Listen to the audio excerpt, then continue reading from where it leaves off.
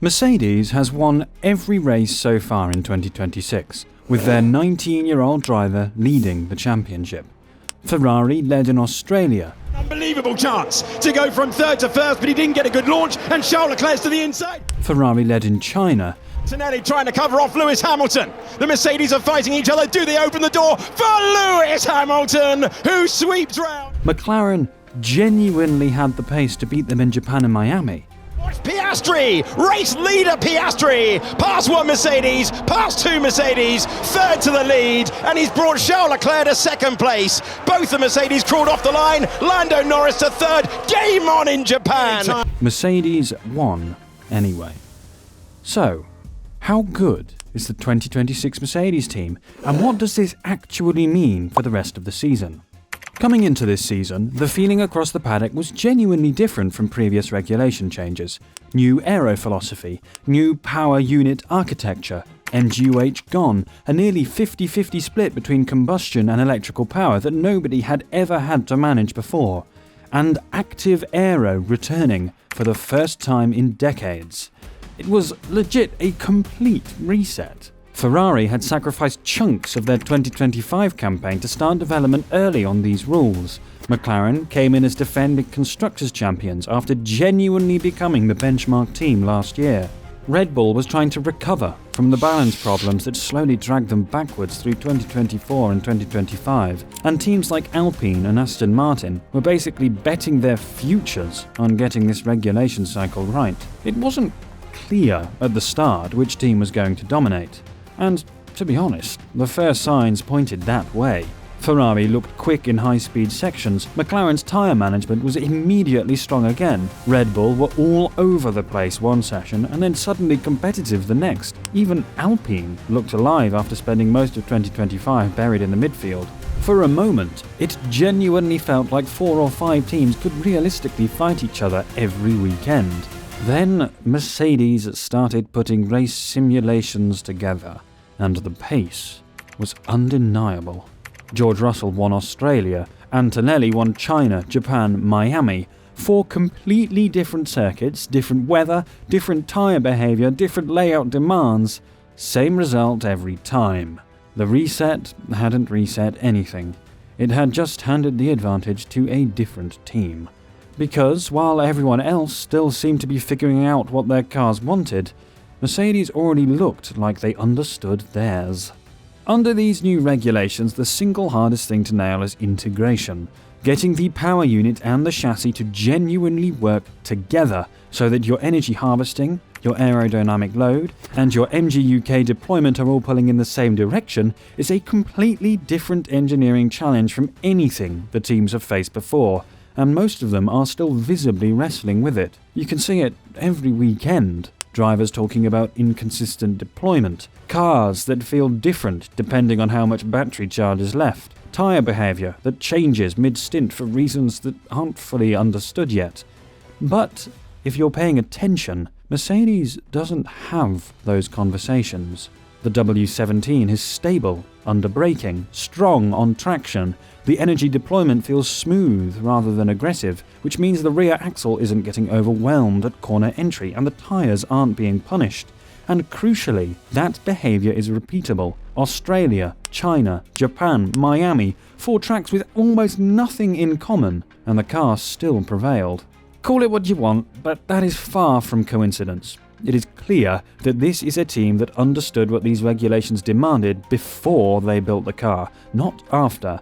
Now compare that to where everyone else actually is. Ferrari probably has the best chassis in certain corners. Multiple people in the paddock have said that privately. You can see it when Leclerc gets a clean run through a technical section, but they were reportedly around 20 brake horsepower down on Mercedes from the V6 itself, and under these regulations cascades on the speed trap.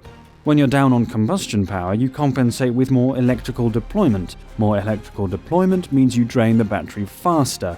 A drained battery means less energy available later in the lap, which affects your exit speed, which feeds into your tyre deg, which compounds over a race distance. That's why Leclerc keeps looking like a genuine threat for 20-odd laps, then slowly fading away. I mean, look at Miami. Leclerc led through the opening phase and was still within a second of Antonelli on lap 16, but finished 8th after spinning into the same problem every single weekend.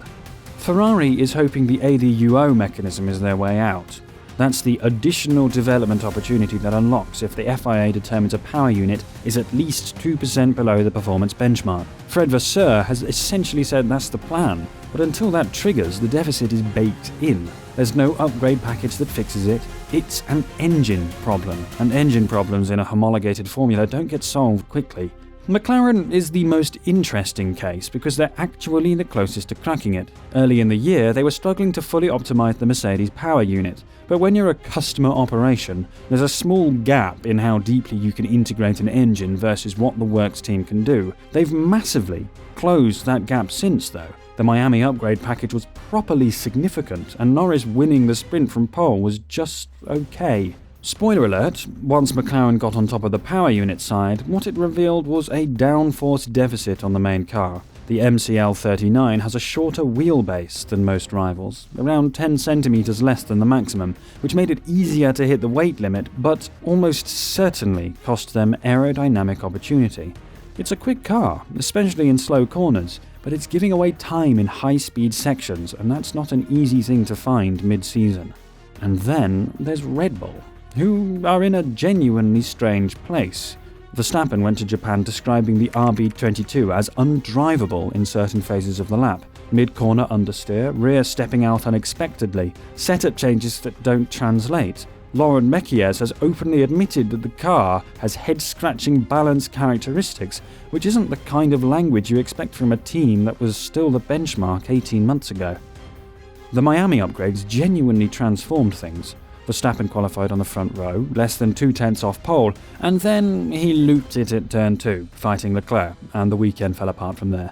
The pace was there, the result wasn't, and the underlying balance issues still haven't fully gone away.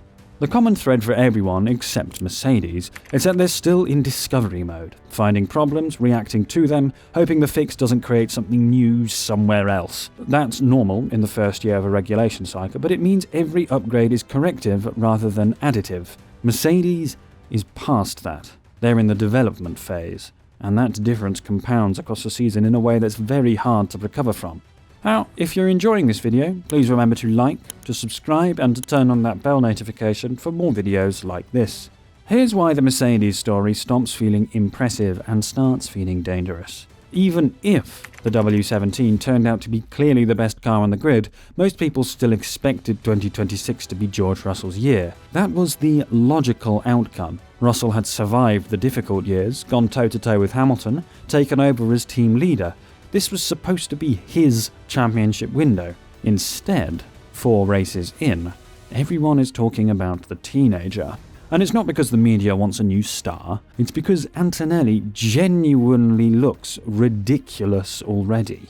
The speed on its own isn't what's surprising. We knew he was quick. You don't put a 19-year-old in a works Mercedes seat unless you've seen something exceptional in testing, and the pre-season numbers backed that up. Raw pace in a rookie is not unusual. I mean, Hamilton was immediately fast in 2007. Verstappen's pace was obvious almost from his first Toro Rosso qualifying session. What's unusual about Antonelli is that he already looks composed. There is a specific way rookies get found out in Formula One, and it's almost never outright pace. It's the recovery situations. The moment the race gets complicated, a slow stop, losing track position, having to push through traffic with cold tyres, that's where the experience gap shows up. They overdrive. They're too aggressive. They make decisions that a driver with more championship miles just wouldn't make. But Antonelli doesn't do any of that. True, he's had the 2025 season to get familiar, but you can just tell he's the real deal. Japan was the first real indicator. Suzuka rewards precision and mechanical sympathy over a full race distance, and it punishes drivers who push when they should be managing. Antonelli managed the tyres cleanly, kept the car out of trouble through the fast sections, and won without it ever looking particularly stressful. Antonelli wins the Japanese Grand Prix and leads the championship. Then came Miami. By that point, McLaren had genuinely closed in. Norris won the sprint race, and in the Grand Prix, he had the pace to push for the win. With rain threatening but never arriving, Mercedes made the call to pit early, bring Antonelli in before McLaren could react, and the execution had to be perfect for the timing to actually work.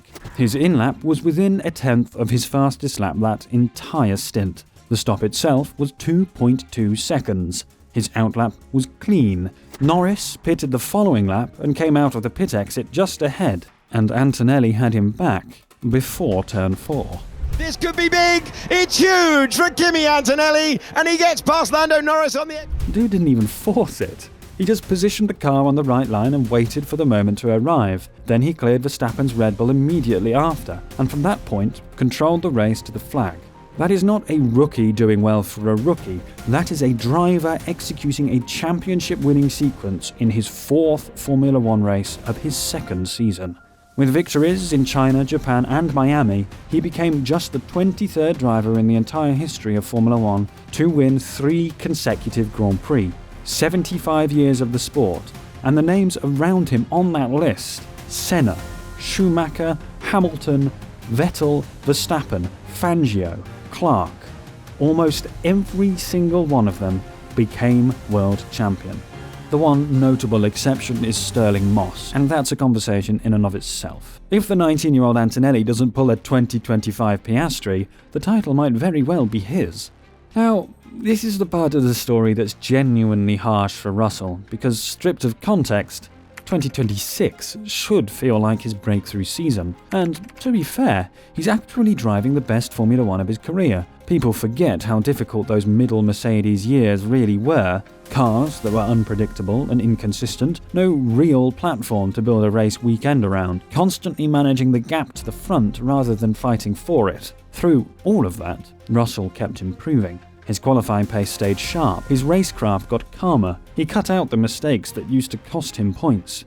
He won the opener in Australia. The pre-season favourite begins with a win. George Russell wins the Australian Grand Prix. It's a Mercedes 1-2 in a season opener for the first time since 20... He came into this season as arguably the most experienced driver among the realistic championship contenders, and then Antonelli took over the narrative completely.